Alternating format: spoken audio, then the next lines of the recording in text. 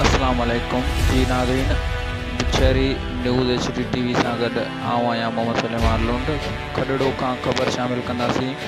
खॾड़ो public health department जे नाली सबब शहरनि अवाम जे शदीद एहतियात।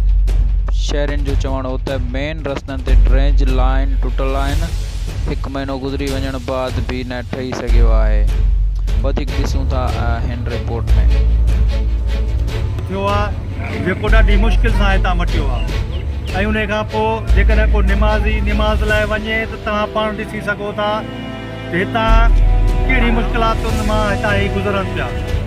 असांजी इहा अपील आहे बस वारनि खे त हीउ जेको मेन रोड आहे इन खे जल्द खां जल्द ही जेका ड्रेनेज जा जेको गटर लाइन जेका फाटल आहे लाइन इन खे जल्द खां जल्द मुकमल करे ठहिराए ॾिनो वञे।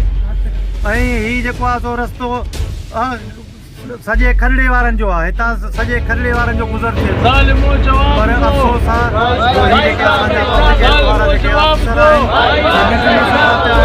ऐं उन्हनि खे ऊन ई कान्हे का।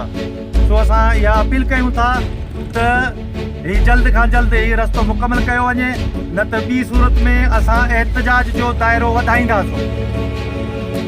असांजो एहतिजाज कयो थो वञे। हीउ एहतिजाज असां रिकॉर्ड करण लाइ हिते पहुता आहियूं। हीउ जेको मसइलो आहे हलंदड़ तक़रीबन पोयां महीनो 1.5 महीनो गुज़री चुको आहे। हितां ॿार बच्चो अचण वञण जे लाइ आधार आहे। हीउ जेको दाख़िली खाटी रस्तो आहे, मेन रस्तो आहे खॾे खां ॿाहिरि निकिरण जितां माण्हुनि जो गुज़र सफ़र आहे। ऐं हितां अहिड़ी हालत हूंदे माण्हू तमामु परेशान आहिनि। पाणी में